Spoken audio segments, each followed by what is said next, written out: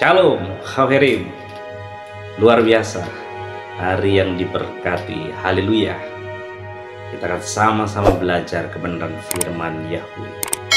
Nama Yahweh yang penuh kuasa dan menyelamatkan menjadi target utama untuk dihapus, diubah, dan dihilangkan. Karena kebenarannya yang tak tertandingi mengguncang fondasi kebohongan. Hanya melalui namanya keselamatan sejati dapat diperoleh. Itulah mengapa ada upaya begitu besar untuk menyembunyikan kebenaran ini dari dunia. Waspadalah. Mari kita belajar. Firman Elohim berkata di dalam Yesaya 56 ayat 6 dan 7. Dan orang-orang asing yang menggabungkan diri kepada Yahweh untuk mengasihi nama Yahweh, semuanya yang memelihara hari Sabat dan tidak menajiskannya, dan yang berpegang kepada perjanjianku, mereka akan kubawa ke gunungku yang kudus, dan akan kuberi kesukaan di rumah doaku. Sebab rumah doaku akan disebut rumah doa bagi segala bangsa. Inilah suatu janji Elohim yang indah kepada bangsa-bangsa asing, bukan Israel, bahwa mereka juga akan digabungkan ke dalam milik pusakanya, dan lebih lagi mereka juga akan menikmati hadiratnya di dalam rumah doanya. Janji nubuatan penggabungan orang asing ini telah tergenapi ketika korban darah Yeshua tercurah di kayu salib 2000 tahun yang lalu. Telah menyediakan jalan bagi bangsa yang tidak mengenal Elohim Abraham, Ishak, dan Yakub. Rabi Saul menyebut bangsa bukan Israel sebagai cabang zaitun liar di dalam Roma 11 ayat 19-26. Kasarnya sebagai kafir atau penyembah berhala untuk bergabung sebagai bagian dari umatnya. Yeshua bahkan telah mengutus Rabi Saul dan Barnabas, bukan penulis Injil Barnabas, untuk membawa berita sukacita ini kepada mereka di dalam Kisah 13 ayat 47 dan 48. Yang lebih luar biasa dari itu ialah Dia sendiri datang memberi petunjuk kepada cabang zaitun liar. Roma 10 ayat 20, 1 Timotius 3 ayat 16. Orang Kristen, bukan Israel, telah menikmati berkat anugerah Elohim Israel setelah mereka menikmati berkat Tuhan dan menerima Yeshua HaMashiach sebagai Tuhan dan Juru Selamat pribadi mereka. Kebutuhan pokok mereka terjamin, doa mereka terjawab, sukacita diberikan. Sungguh indah, sungguh luar biasa. Firman-Nya berkata, Akulah Yahweh dan tidak ada yang lain, kecuali Aku tidak ada Elohim. Aku melakukan ini dan itu supaya orang tahu dari terbitnya matahari sampai terbenamnya bahwa tidak ada yang lain di luar Aku. Akulah Yahweh dan tidak ada yang lain. Di dalam Yesaya 45 ayat 5 dan 6. Sebelum kita melihat kepada pembuktian dari firman Yahweh sendiri bahwa Dia sajalah Elohim yang benar dan tidak ada Elohim yang lainnya, kita perlu ingat bahwa kitab suci dengan jelas menulis bahwa nama satu-satunya dari Elohim yang benar adalah Yod-He-Waw-He, Yahweh. Bukti ini bisa dilihat pada perkataan Elohim. Misalnya di dalam firman-Nya Yesaya, Aku ini Yahweh, itulah namaku.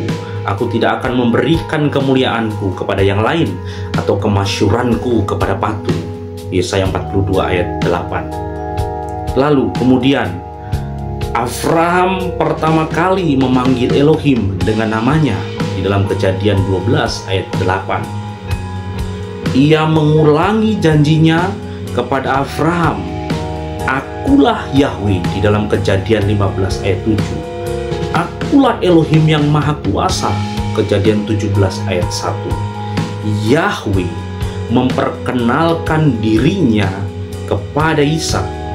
Akulah Elohim ayahmu Abraham. Ishak mendirikan mezbah di situ dan memanggil nama Yahweh. Kejadian 26 ayat 24 dan 25. Yahweh memperkenalkan dirinya kepada Israel. Akulah Yahweh, Elohim Abraham, nenekmu, dan Elohim Ishak. Kejadian 28 ayat 13 dan 14. Dan banyak lagi. Yahweh berkata dan berbuat sesuatu untuk membuktikan kepada manusia bahwa dialah Elohim yang benar. Pembuktian Yahweh kepada bangsa Israel, Ia adalah Elohim yang hidup dan benar, satu-satunya Elohim mereka. Bahwa 40 tahun lamanya Aku memimpin kamu berjalan melalui padang gurun, pakaianmu tidak menjadi rusak di tubuhmu, dan kasutmu tidak menjadi rusak di kakimu, supaya kamu tahu bahwa Akulah Yahweh Elohimmu. Ulangan 29 ayat 5 dan 6. Yahweh menjawab iman Daud, seorang pemuda, untuk mengalahkan Goliat, tentara raksasa Filistin yang terlatih sejak kecil. Daud hanya bersenjatakan umban dan 5 batu, sedangkan Goliat lengkap dengan baju perangnya. Daud berseru kepada Goliat sebelum pertempuran, "Hari ini juga Yahweh akan menyerahkan engkau ke dalam tanganku, supaya seluruh bumi tahu bahwa Israel mempunyai Elohim." Dalam 1 Samuel 17 ayat 46. Dan supaya segenap jemaah ini tahu bahwa Yahweh menyelamatkan bukan dengan pedang dan bukan dengan lembing, sebab di tangan Yahweh lah pertempuran, dan Ia pun menyerahkan kamu ke dalam tangan kami. Dalam 1 Samuel 17 ayat 47. Pada lemparan batu pertama, Goliat langsung tumbang. Haleluya. Yahweh melalui nabinya menguatkan Raja Ahab juga untuk berperang melawan Ben-Hadad, Raja Aram, yang dibantu oleh 32 raja lainnya, 230 tambah 7.000 orang Israel melawan sedikitnya 100.000 tentara gabungan Aram. 2 kali pertempuran baik di pegunungan maupun di daratan rata Israel tetap menang. Tujuan perbuatannya supaya Ahab, raja Israel, penyembah berhala ini, tahu dan bertobat dari penyembahan dewa Baal, dewa matahari, dan Astoret, dewi bulan. Bahwasanya pada hari ini Aku akan menyerahkan mereka ke dalam tanganmu, supaya engkau tahu bahwa Akulah Yahweh. 1 Raja-Raja 20 ayat 13. Perang kedua di tanah datar. Beginilah firman Yahweh Elohim. Oleh karena orang Aram itu telah berkata, Yahweh ialah Elohim gunung dan bukan Elohim dataran, maka Aku akan menyerahkan seluruh tentara yang besar itu ke dalam tanganmu, supaya kamu tahu bahwa Yahweh, Akulah Yahweh. 1 Raja-Raja 20 ayat 28. Wow. Yahweh menjawab doa Nabi Elia saat pertandingan pembuktian siapakah Elohim yang benar, Yahweh atau Baal. Dengan 450 nabi palsu di depan seluruh rakyat Israel, pertandingan ini memiliki sebuah persyaratan. Kemudian biarlah kamu memanggil nama Elohimmu, dan Aku pun akan memanggil nama Yahweh. Maka Elohim yang menjawab dengan api, dialah Elohim. Seluruh rakyat menyahut, katanya, baiklah demikian. Di dalam 1 Raja-Raja 18 ayat 24.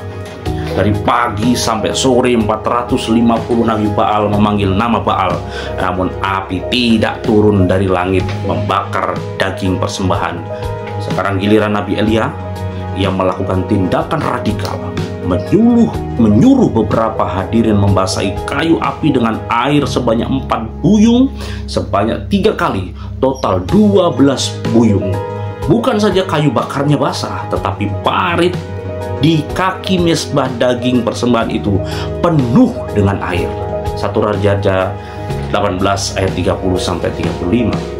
Nabi Elia berdoa singkat saja, "Ya Yahweh, Elohim Abraham, Ishak dan Israel, pada hari ini biarlah diketahui orang bahwa Engkaulah Elohim di tengah-tengah Israel, dan bahwa aku ini hambamu, dan bahwa atas firman-Mu lah aku melakukan segala perkara ini. Jawablah aku, ya Yahweh. Jawablah aku, supaya bangsa ini mengetahui bahwa Engkaulah Elohim, ya Yahweh, dan Engkaulah yang membuat hati mereka bertobat kembali."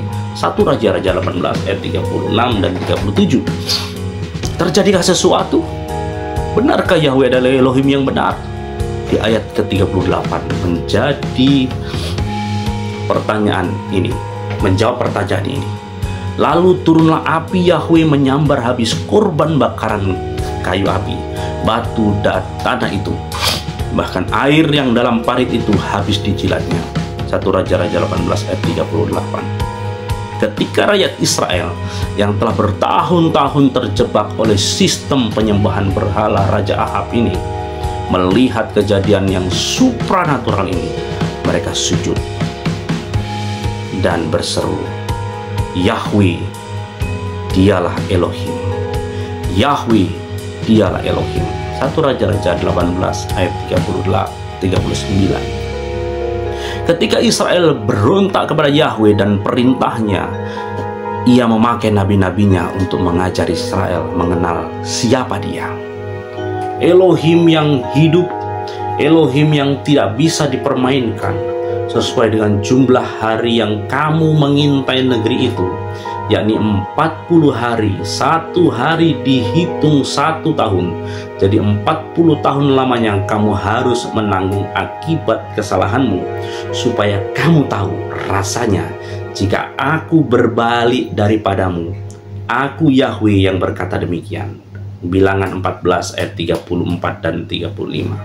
Aku akan melampiaskan murkaku kepada mereka, dan mereka akan mengetahui bahwa akulah Yahweh yang mengatakannya di dalam cemburuku, tatkala aku melampiaskan amarahku kepada mereka.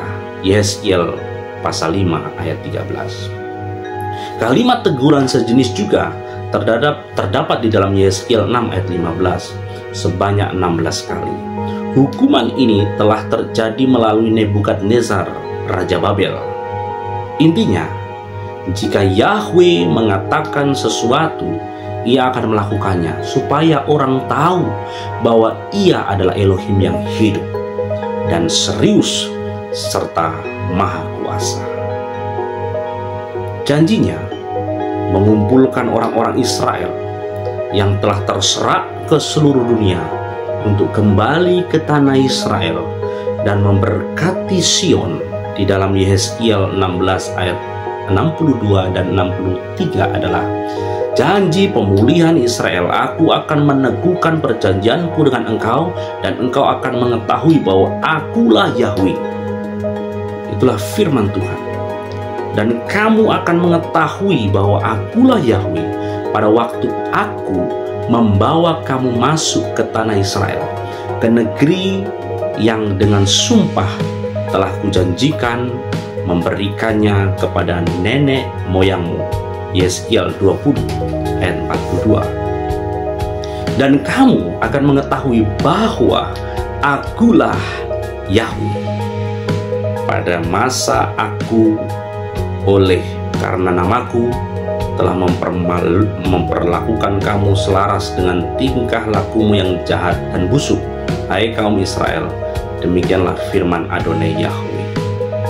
Yahweh menyebut nama Kores sekitar 150 sampai 210 tahun sebelum Kores menjadi raja Iran untuk membebaskan Israel dari raja Irak atau Babilonia dan membuka jalan untuk bangsa Israel kembali ke negaranya sendiri dan membangun kotanya di dalam Yesaya 44 ayat 28, 45 ayat 1 sampai 13. Apakah tujuan perbuatannya? Yaitu tidak lain, supaya engkau Kores tahu bahwa akulah Yahweh, Elohim Israel, yang memanggil engkau dengan namamu, supaya orang tahu, the make know, seluruh penduduk dunia, dari terbitnya matahari sampai terbenamnya, bahwa tidak ada yang lain di luar aku. Akulah Yahweh dan tidak ada yang lain. Eksodus kedua terjadi di zaman Nabi Nehemia dan Ezra. Hanya sebagian kecil yang mau kembali jauh sebelum nubuatan ini keluar. Yesaya telah memiliki putra bernama Shear Sayub, artinya the remnant shall return, yang tersisa akan kembali. Yesaya 7 ayat 3. Nama anaknya yang berikut juga memiliki arti nubuatan. Yesaya 8 ayat 3 dan 4. Eksodus ketiga yang sangat besar terjadi di zaman Hitler, di mana 6 juta Yahudi dibantai di banyak negara Eropa, memaksa orang-orang Yahudi keluar dari Eropa kembali ke tanah mereka, Israel. Proses Eksodus ketiga ini digambarkan oleh Dr. Derek Prince pada bukunya sebagai penggenapan yang sangat ajaib di dalam Yesaya 49 ayat 7 sampai 23. Mujizat ini adalah pesan untuk umatnya Israel, bangsa yang remehkan dunia. Maka raja-raja akan menjadi pengasuhmu, dan maka engkau akan mengetahui bahwa akulah Yahweh, dan bahwa orang-orang yang menanti-nantikan aku tidak akan mendapat malu. Di dalam Yesaya 49 ayat 23. Kemakmuran negara Israel atau Sion telah dinubuatkan juga oleh Nabi Yoel dengan tujuan menghibur Israel. Kamu akan mengetahui bahwa aku ini ada di antara orang Israel, dan bahwa aku ini Yahweh adalah Elohimmu dan tidak ada yang lain, dan umatku tidak akan menjadi malu lagi untuk selama-lamanya. Yoel 2 ayat 27. Nubuatan hukuman Yahweh atas para bangsa bukan akhir zaman, tetapi bangsa yang telah menindas Israel, agar supaya bangsa-bangsa tersebut mengetahui bahwa akulah Yahweh pada waktu aku melakukan pembalasanku terhadap mereka. Hal ini luar biasa. Kenapa? Kita melihat kepada bangsa Amori, kepada Tirus, kepada Sidon, dan kalau kita bisa membaca di dalam kitab Amos, Yahweh membuktikan kemahakuasaannya melalui Nabi Amos dengan gaya bahasa yang berbeda. Beginilah firman Yahweh, dan demikianlah firman Yahweh. Elohim mengatakan sesuatu, dan kemudian ia menggenapi semua perkataannya. Karena firman-Nya ya dan amin. Hukuman ini jatuh pada tetangga-tetangga Israel, supaya Israel juga tahu bahwa Elohim Israel adalah Adonai Yahweh. Di dalam Yehezkiel 28 ayat 24. Aku akan memaksa orang-orang yang menindas engkau memakan dagingnya sendiri, dan mereka akan mabuk minum darahnya sendiri, seperti orang mabuk minum anggur baru, supaya seluruh umat manusia mengetahui bahwa aku Yahweh adalah juru selamatmu dan penebusmu yang maha kuat, Elohim Yakub. Yesaya 49 ayat 26. Bagaimana baiknya orang-orang dari bangsa yang pernah menindas Israel setelah negara ini pulih? Kita bisa membacanya di dalam Yesaya 60 ayat 1-13. Di ayat ke-14, para musuh Israel akan menyebut Israel sebagai engkau kota Yahweh, Sion milik yang maha kudus, Elohim Israel. Lalu Elohim berkata kepada Israel, maka engkau akan mengetahui bahwa akulah Yahweh, juru selamatmu dan penebusmu yang maha kuasa, Elohim Yakub. Di dalam Yesaya 60 ayat 16. Yeshua HaMashiach juga sengaja menunjukkan kepada para ahli agama bahwa ia adalah Elohim dengan cara mengampuni dosa dan membuat mujizat. manakah lebih mudah mengatakan dosamu sudah diampuni, atau mengatakan bangunlah dan berjalanlah? Tetapi supaya kamu tahu bahwa di dunia ini Anak Manusia berkuasa mengampuni dosa. Lalu berkatalah ia kepada orang lumpuh itu, bangunlah, angkatlah tempat tidurmu, dan pulanglah ke rumahmu. Dan orang itu pun bangun, lalu pulang. Maka orang banyak yang melihat hal itu takut, lalu memuliakan Elohim yang telah memberikan kuasa sedemikian itu kepada manusia. Itu kita bisa membacanya dalam Matius 9 ayat 5-8. Sebelumnya Yesua telah berkata kepada orang lumpuh ini, percayalah hai anakku, dosamu sudah diampuni. Dalam Matius 9 ayat 2. Peristiwa ini begitu besar dan penting sehingga dicatat di dalam kitab Injil Markus 2 ayat 10, Lukas 5 ayat 24, dan Yohanes dalam Injilnya menulis khusus untuk menunjukkan kepada pembacanya bahwa Yeshua adalah Elohim, Firman yang menjadi manusia, the Son of God, Putra Elohim. Yesua menghidupkan Lazarus di dalam Yohanes 11 yang telah 4 hari meninggal. Ia sengaja memperlambat kedatangannya untuk menunjukkan kepada orang-orang Israel bahwa dia adalah Hamashiach, Mesias, Putra Elohim, Yahweh, Firman Yahweh, kebangkitan dan kehidupan. Yesua berdoa kepada Bapa surgawi dengan kepala terangkat ke langit dan dengan suara yang terdengar orang banyak. Maka mereka mengangkat batu itu, lalu Yesua menengadah ke langit dan berkata, Bapa, aku mengucap syukur kepadamu karena engkau telah mendengarkan aku. Aku tahu bahwa engkau selalu mendengarkan aku. Tetapi oleh karena orang banyak yang berdiri di sini mengelilingi aku mengatakannya supaya mereka percaya bahwa engkaulah yang telah mengutus aku. Yohanes 11 ayat 41 dan 42. Yesua berdoa untuk semua pengikutnya supaya mereka semua menjadi satu.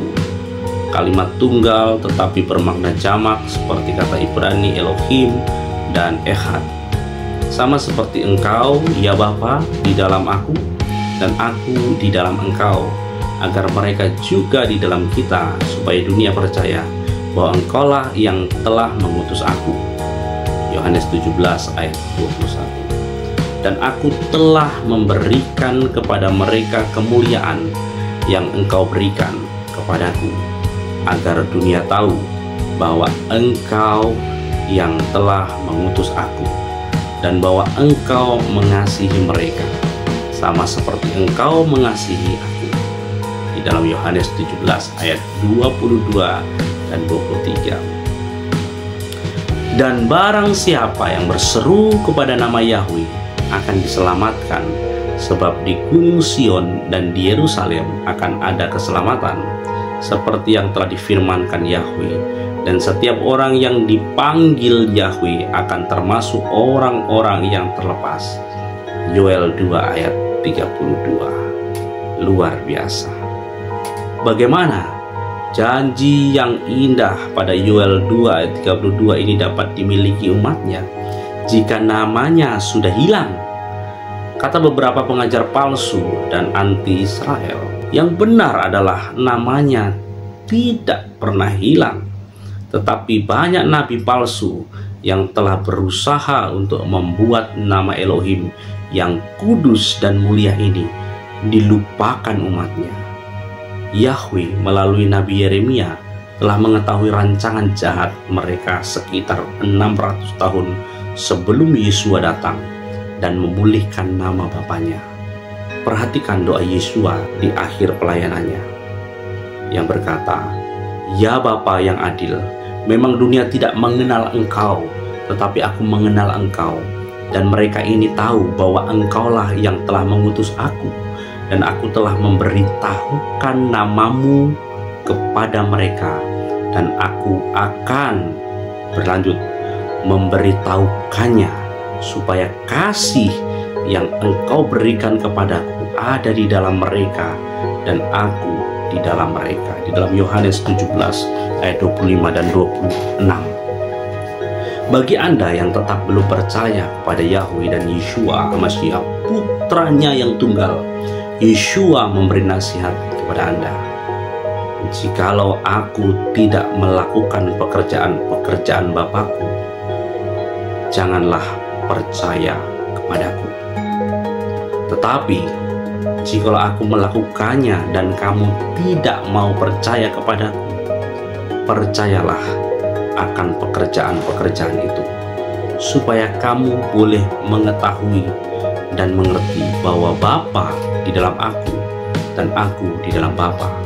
Yohanes 10 ayat 37 dan 38. Intinya, lupakan semua perdebatan, tetapi ketahuilah dan mengertilah segala perbuatan ajaib yang Yeshua telah kerjakan. Semua keajaiban tersebut membuktikan bahwa Yahweh adalah Yahweh dan Yeshua adalah putra tunggal Yahweh. Yohanes 10 ayat 34 sampai 38. Haleluya. Selamat menyimak video berikut ini yang akan memberkati saudara.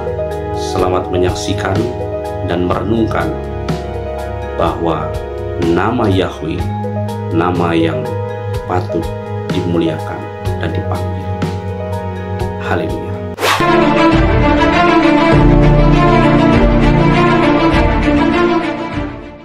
Shalom Bapak Ibu Saudara-saudari dimanapun berada. Kembali berjumpa dengan saya Pendeta Yakub Sulistyo. Video saya kali ini menyanggah pernyataan Bambang Nurseno di video TikTok singkat berikut ini. Allah itu generic name, bukan personal name. Ya betul. Tapi yang namanya personal name itu tidak pernah terucap, tidak pernah terkatakan sampai hari ini. Berarti ada misteri yang disimpan dalam nama Allah itu, yaitu nama Yod-He-Vav-He. Cara mengejanya dikira-kira saja Yahweh, dikira-kira saja Yehova. Lah kenapa Anda ikut teori kira-kira? Wong itu cuma perkiraan. Anda tanya orang Yahudi, tidak ada yang tahu Yahweh. Saya tanya orang Yahudi di Tondano ini, Rabi Yakub Baruk, Anda tanya, apakah Rabi kenal dengan Yahweh? What is the meaning of Yahweh? Apa itu artinya Yahweh? Tidak ngerti mereka. Yahweh itu bacaan Kristen dalam semangat akademis. Ada 4 hal yang akan saya luruskan apa yang disampaikan oleh Bambang Nurseno di video tersebut. Yang pertama, Allah itu generic name. Yang kedua, nama Yod-He-Vav-He merupakan misteri dan mengejanya kira-kira Yahweh. Yang ketiga, orang Yahudi tidak ada yang tahu Yahweh. Yang keempat, Yahweh itu bacaan Kristen. Demikian yang akan saya luruskan. Taruh hati Bapak Ibu Saudara-saudari di sudut netral terlebih dahulu dan dilihat sampai selesai, agar bisa mendapatkan pencerahan dari video ini. Selamat mempelajari. Adonai Yeshua HaMashiach memberkati. Bahasan pertama, Allah itu generic name. Allah itu bukan generic name. Kalau bicara sejarah, sebelum Islam lahir, Allah itu merupakan nama diri dari satu di antara 360 dewanya orang Arab kuno zaman jahiliyah. Kita lihat bersama buktinya. Berdasarkan sejarah tertulis di buku-buku berikut ini. Seperti agama-agama manusia, bidah-bidah di Indonesia, Islam in Light of History, Jerusalem Countdown dengan pembahasannya Who is Allah, The Unfinished Battle Islam and the Jews, Bahkan buku teologianya Islam sendiri yang berjudul Passing Over Melintas Batas Agama, dan masih banyak lagi lainnya, menerangkan siapakah Allah itu sesungguhnya, asalnya dari mana. Sebelum Islam lahir sudah diadopsi oleh Kristen Arab, lalu diadopsi lagi oleh Islam, dan di Indonesia diadopsi lagi oleh Kristen dan Katolik. Silakan videonya di-pause untuk dibaca terlebih dahulu buku-bukunya.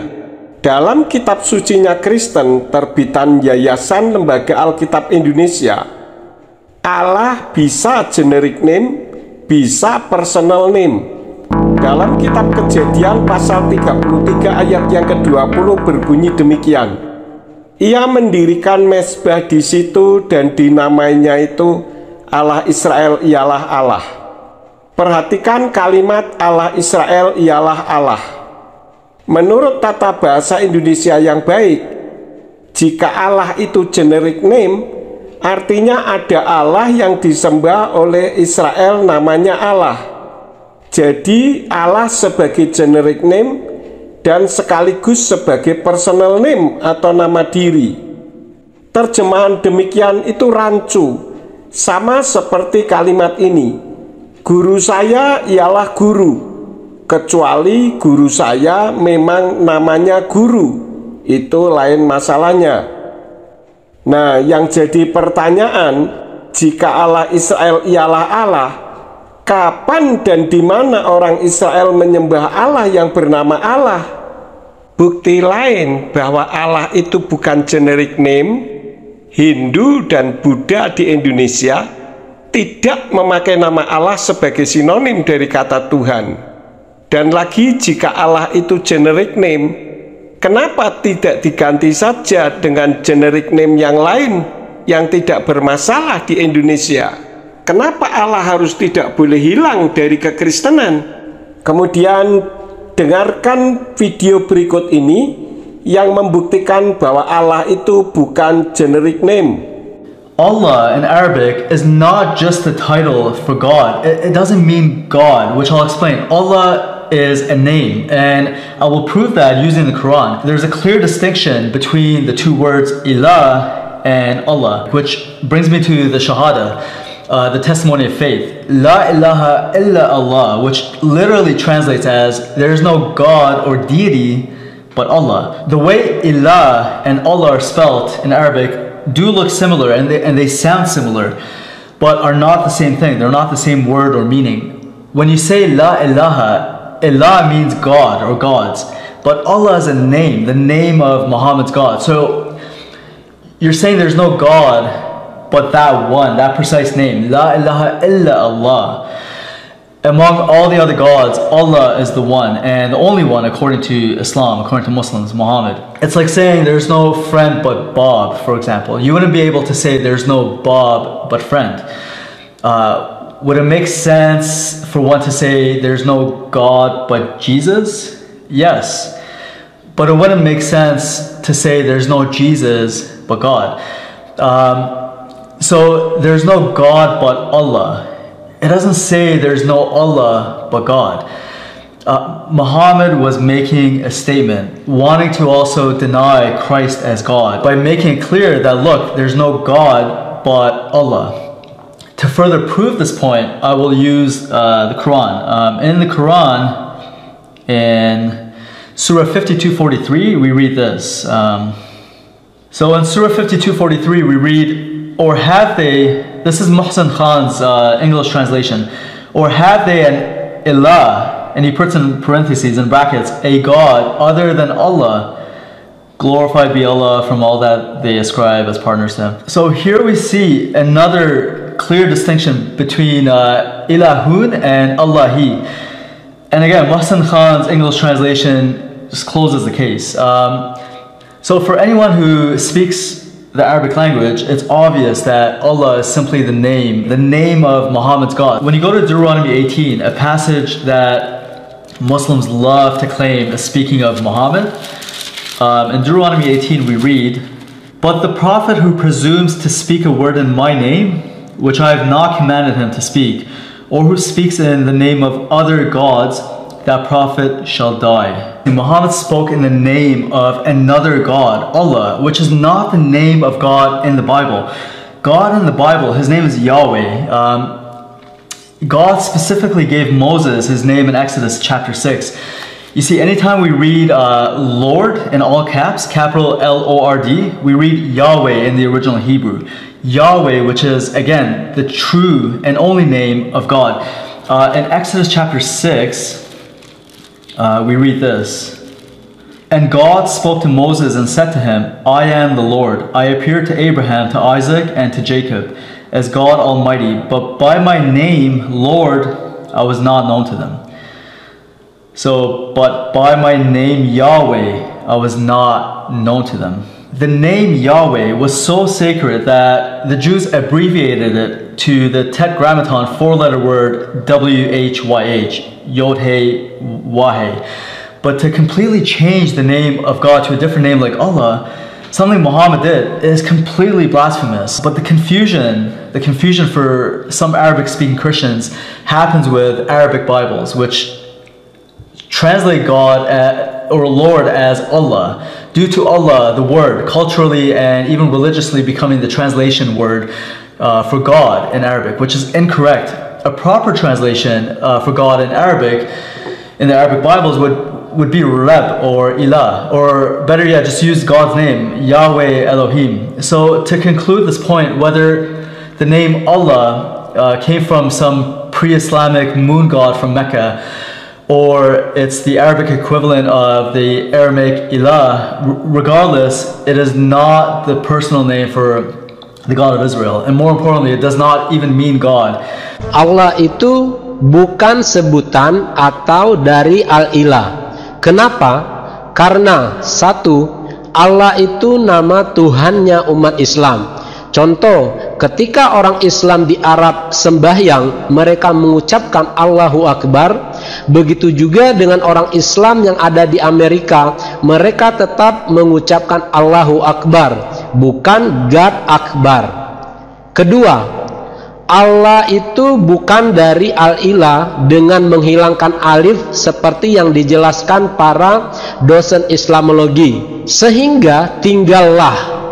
Kalau begitu, maka artinya akan berubah, bukan Tuhan atau dewa lagi, tetapi li syakhsin atau baginya laki-laki. Ketiga, ilah itu sudah satu paket kosakata yang tidak bisa dipenggal karena dia kata benda bukan kata kerja. Keempat, ilah bisa dimasukkan alif lam karena ilah adalah gelar atau sebutan, sedangkan Allah tidak bisa karena dia adalah nama pribadi. Contoh, ustazun atau guru laki-laki bisa dimasukkan dengan alif lam sehingga menjadi al-ustazu. Tetapi Fatimah tidak bisa ditulis menjadi al-Fatimah karena Fatimah itu adalah nama pribadi. 5. Ilah atau al-ilah ada musannanya, yaitu ilahani, artinya dua Tuhan atau dua dewa. Sedangkan Allah tidak ada musannanya atau tasnianya. Kalau ada, artinya bukan Allah lagi, tetapi menjadi Allahani. Ini menggantikan nama sesembahannya umat Islam. Contoh, Fatimah, kalau dimusanakan menjadi Fatimah Tani, maka nama Fatimah itu akan berubah, bukan Fatimah lagi, tetapi adalah Tante Fatimah Tani. 6. Ilah atau al-ilah bisa diterjemahkan menjadi dewa atau sesuatu yang disembah, sedangkan Allah tidak bisa diterjemahkan ke dalam bahasa apapun karena dia adalah nama pribadi. Anda bisa melihat dalam Kamus Indonesia Arab Inggris karangan Adu bin Nuh dan Umar Bakri halaman 76. Ketujuh, Allah bukan dari alif lam ha, karena kalau diuraikan secara ilmu sorof tidak pernah ditemukan baik fi'il madinya, mudori'nya maupun masdarnya yang ada alif lam lam ha atau Allaha. Tetapi kalau diuraikan secara wazan dalam ilmu shorof juga tidak bisa menjadi Allah. Contoh, Allaha dengan wazan af'ala yuf'ilu if'alan. Jadi kalau kita uraikan secara nahwu shorof, Allaha itu menjadi Allaha yulihu illahan, dan itu bukan Allah, tapi itu adalah sebutan. Kenapa? Karena Allah adalah nama pribadi yang tidak bisa dikutak-katikkan. Lihat juga pernyataan Christian Prince berikut ini. But here we have more important question about what is the name of Isa. Here you see the Muslim they translate as Jesus. But the fact the word Yeshua or Yeshua in Arabic and Yeshua in Hebrew not mentioned once in the Quran. So this is a fabrication. Or let us say it's a fabricated translation. The same as some Christian who translated the Bible into Arabic and they used the word Allah in the translation. That is a fabrication too.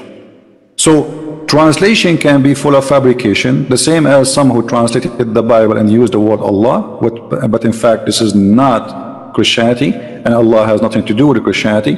And after 1400 years of occupation, the Arabic Christians forced to use the word Allah, and now it became part of their, let us say, daily life talking.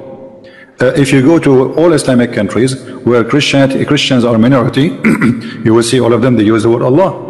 Why? Because simply they are under the control of Muslims. However, when the Muslims they notice that using the word Allah is not for their benefit, they will forbid you from using it, as what happened in Malaysia. In Malaysia, they made the court order that no Christian should use the word Allah in a church, because that is the name of the God of the Muslims, and I agree with the court actually. They should not use it, and any Christian who used the word Allah, he should refrain from using it, for this is a pagan word and have nothing to do with us. So I agree 100% with the court of Malaysia, which is saying Allah is a name of the God of Islam and have nothing to do with the Christians. Why the Muslims in that country, they were upset from Christian using that word? Because they noticed a lot of Muslims converting out of Islam. So they said to themselves, maybe the missionaries, because they are using the word Allah when they speak to the Muslims, make the Muslims easy transaction from the cult of Islam to Christianity. And as I say, it's wrong to use the word Allah, for this is a pagan name. It's not the word mean God. It's a name of a God which is a pagan God, exists before Islam. Yeah, that's what is wrong to use. There's many Bible translation, they are using the word Allah. That's absolutely false translation, and we should avoid saying the word Allah, praying to God. But you can say, I mean, there's so many, like especially in the Middle East, the generation, they learn nothing but saying the word Allah. But this is false name, false God. It's a big mistake Christians they do when they use it. But people, they are inheriting false inheriting, and the one to blame actually is the priest. Most of the priests are just doing business, sadly. Sekarang kita masuk pada pembahasan yang kedua, yaitu nama Yod-He Waw-He merupakan misteri dan mengejanya kira-kira Yahweh. Yod-He Waw-He itu transliterasi dari nama Elohim, jadi bukan nama, melainkan transliterasi dari huruf Ibrani. Apa yang dimaksud dengan transliterasi? Transliterasi adalah proses mengubah teks dalam satu sistem tulisan ke dalam sistem tulisan lainnya. Ini melibatkan penggantian huruf atau karakter satu per satu, tetapi tidak ada perubahan makna atau struktur dari teks tersebut.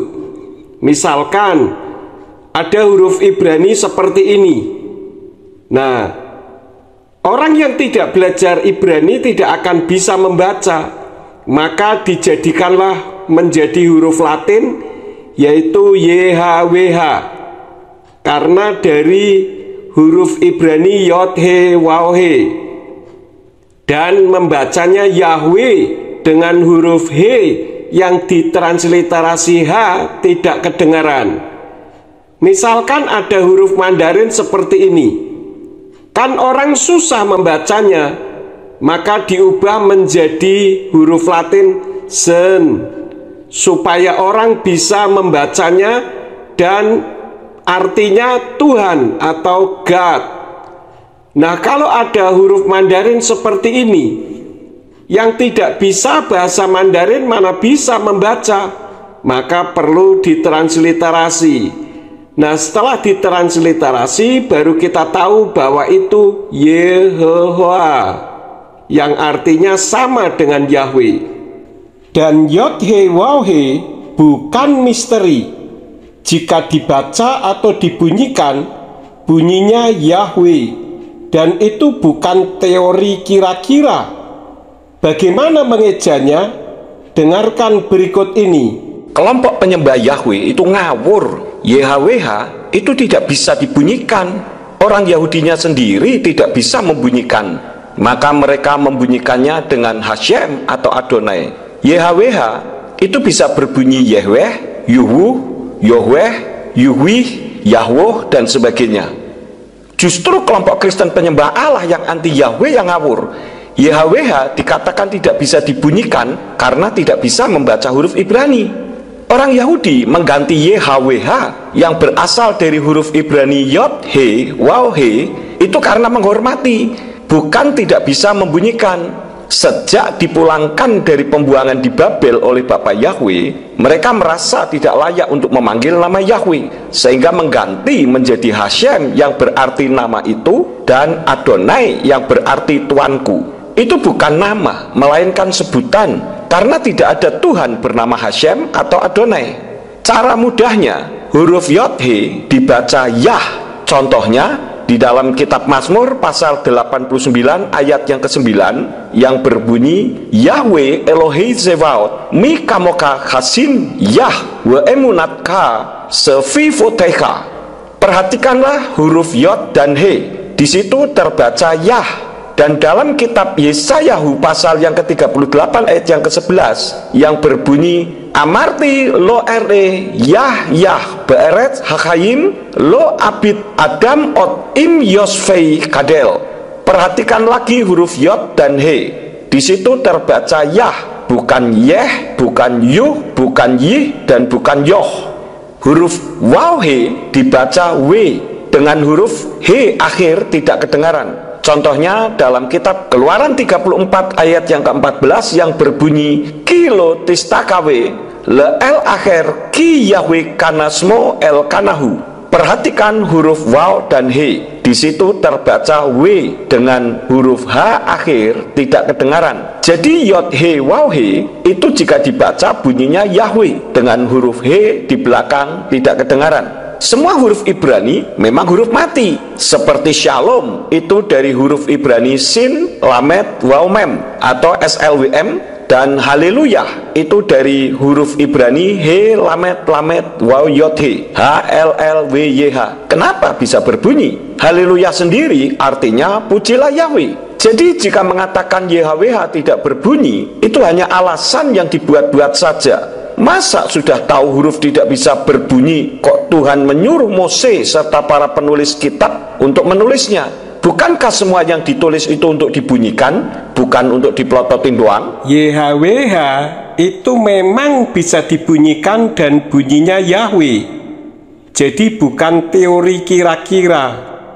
Coba perhatikan Kamus Britannica berikut ini dan Ensiklopedia Yudaika ini. Untuk lebih jelasnya, video bisa di-pause jika mau dibaca terlebih dahulu. Lihat juga video temuan inskripsi nama Yahweh berikut ini.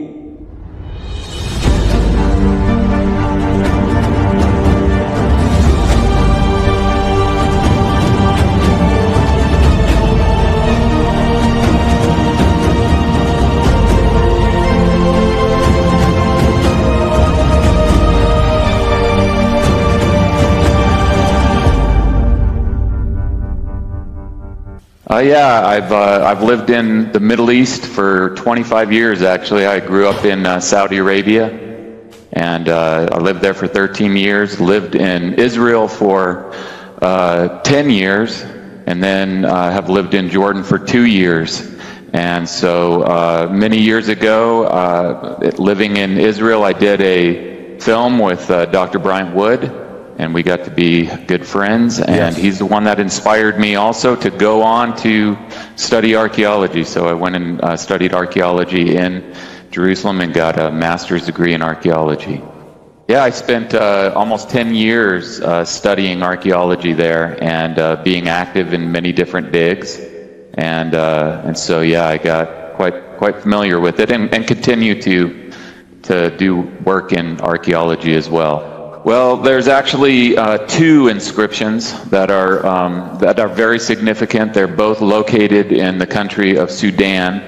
In ancient times, that was part of Egypt, and one of them was found first in a site called Amara West when they were excavating a temple built by Ramses II. And he listed out his foreign enemies, and one of those was an inscription that translates the nomads of Yahweh. And then that was in the late 30s. Then later in the late 50s, they excavated another site not too far away from Amara West called Soleb. And they were excavating there, and they found a list of foreign enemies to the pharaoh Amenhotep III. And one of his enemies also was translated the nomads of Yahweh.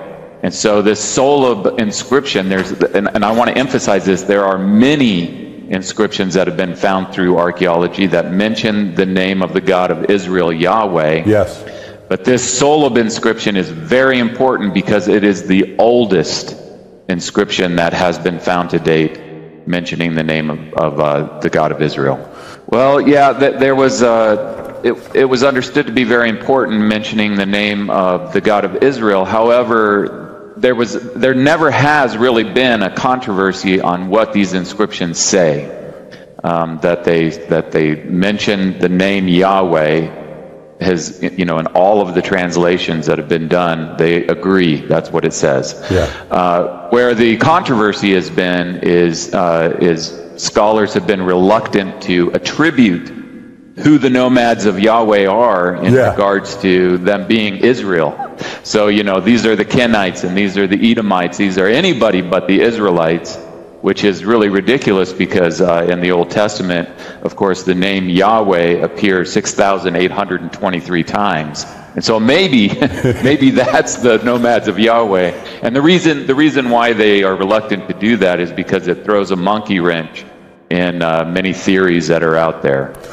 Okay, so the inscription itself dates to the 15th, end of the 15th century BC, and of course, give or take 10, 20 years based on how Egyptian chronology kind of shifts back and forth, but generally to the end of the 15th century BC, to the time of Amenhotep III, and it's one of his northern enemies. So we also know that it's an enemy somewhere to the north of Egypt.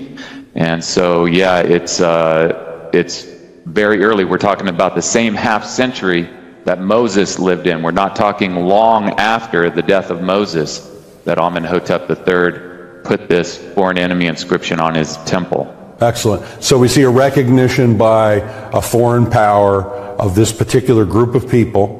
And we'll talk more about the significance of the Bedouin, right? They call them the Bedouin or the nomads, right? Next segment, we'll talk more about that. Well, why is that important? But here we have this recognition by this foreign power, and we find it again of the Israelite God. It's so amazing. It's in the Moabite stone too, which we've talked about on this program numerous times. The name Yahweh, and in other inscriptions as well. Absolutely. There's a whole string of inscriptions mentioning the name Yahweh. The Soleb inscription is the oldest. Yeah, that's really tremendous. Sekarang kita masuk pada pembahasan ketiga. Orang Yahudi tidak ada yang tahu Yahweh. Masuk akalkah orang Yahudi sebagai bangsa pilihan Elohim sehingga menjadi bangsa yang jenius dan saintis sebagai penemu bolam lampu, pesawat terbang, rekayasa dunia medis dan sebagainya, hanya membaca rangkaian 4 huruf Yod He Waw He tidak bisa? Masuk akal. Orang Yahudi mengganti nama Yahweh menjadi Hashem yang berarti nama itu, dan Adonai yang berarti Tuanku, itu bukan karena tidak bisa membaca rangkaian huruf Yod He Waw He, melainkan karena lebih taat kepada Talmud daripada taat kepada perintah firman itu sendiri yang menghendaki namanya disebut agar tidak dilupakan orang, seperti yang pernah terjadi dan tertulis di dalam kitab Hakim-Hakim pasal 2 ayat yang ke-10.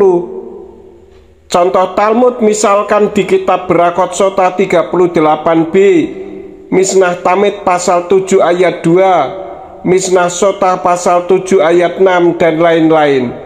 Silahkan dilihat di layar kaca Bapak Ibu Saudara-saudari dan di pause jika mau membacanya. Sekarang kita sampai pada pembahasan terakhir, yaitu Yahweh itu bacaan Kristen. Banyak orang Kristen yang tidak mengenal nama Yahweh, bahkan menolak dan dianggap sesat, menganggap rangkaian huruf Yod He Waw He merupakan misteri, tidak bisa dibaca. Bahkan orang Yahudinya sendiri juga dikatakan tidak tahu bagaimana membunyikannya. Nah, dengan pemahaman demikian, masuk akalkah jika Yahweh itu bacaan Kristen? Silakan Bapak Ibu Saudara-saudari merenungkannya. Demikianlah video ini dibuat agar Bapak Ibu Saudara-saudari tidak melupakan nama Tuhan yang disembah oleh Bapak Abraham, Yitzhak, Yakub, Mose, Daud, dan para nabi, yaitu Yahweh yang telah mengasihi kita sehingga rela turun ke bumi dalam wujud seperti manusia, yaitu Yeshua HaMashiach yang selama ini di Indonesia dikenal dengan Yesus Kristus, untuk menyelamatkan kita semua. Saat ini berbicara di dalam hati Bapak Ibu Saudara-saudari melalui Ruach HaKodesh yang dikenal dengan Roh Kudus di hati Bapak Ibu Saudara-saudari, karena Dia Immanuel, yaitu Elohim yang berdiam di dalam kita. Terima kasih sudah menonton sampai tuntas. Bapa Yahweh di dalam nama Yeshua HaMashiach dan Ruach HaKodesh menyertai dan memberkati kita semua. Amin.